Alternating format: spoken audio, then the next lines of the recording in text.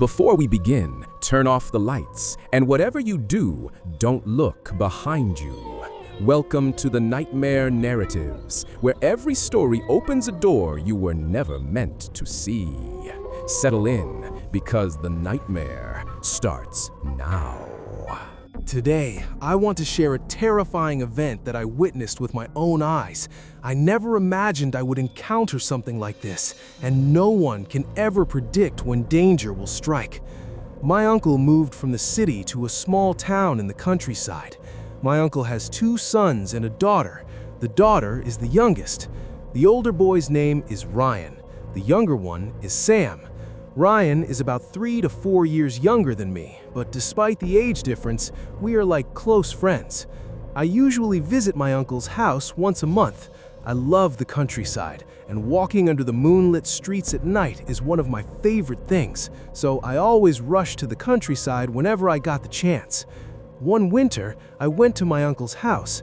At the time, I had just started college, and Ryan was in 9th grade. That year, a big fair was happening in my uncle's town. In the late afternoon, Ryan and I went to the fair. The fair was huge, with so many things to see and do. We went on the Ferris wheel, played some games, and enjoyed snacks, but I never imagined that night would come so quickly.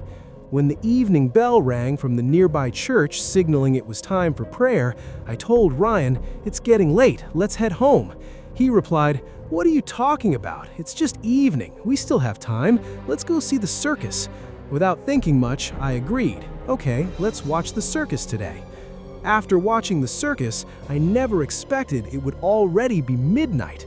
We left the fair and started walking home.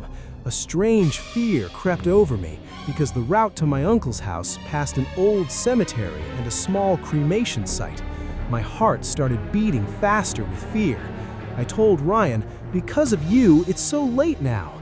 Under the winter night sky, we walked together, bathed in the silvery glow of the moon. The dirt road was lined with tall palm trees, some with hanging sap jars glinting in the moonlight. The dusty path sparkled in the moonlight. Walking there didn't feel bad, but I couldn't shake off a bit of fear, wondering what might be ahead. The fear didn't subside until we passed the cemetery and the old graves. I silently prayed as we walked. In the distance, I saw a tiny light flickering near the cemetery gate. It confirmed we were approaching it. My fear intensified. It was the first time I had ever walked past a cemetery at night. I continued praying silently, and we managed to pass the cemetery gate safely. But when I looked back, I saw a large black cat following us, making soft meow sounds. It was so black that only its glowing eyes were visible. The cat followed us for a long time. Ryan got angry and picked up a few stones from the road and threw them at the cat. To our shock, none of the stones hit it. My fear grew even more, and I realized this wasn't just a cat, it was something else. Suddenly, the creature disappeared. We had passed the old cemetery, and I felt a small sense of courage return. But just a short distance later, the creature appeared again, this time in front of us. I was terrified because it looked enormous, bigger than any cat I had ever seen. Ryan realized it wasn't a cat either.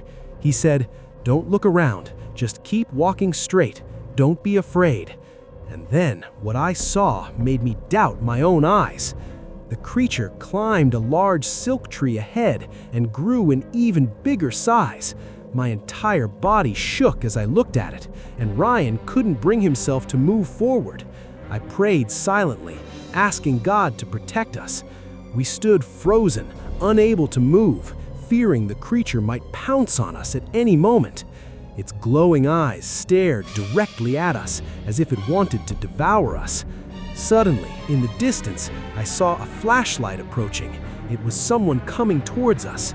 As the person got closer and shone the light on us, he asked, "Are you guys Ryan and Sam?" Ryan replied, "Yes." Relief washed over me when I realized it was my uncle searching for us. My uncle, angry and worried, said, "Where have you been at this hour?"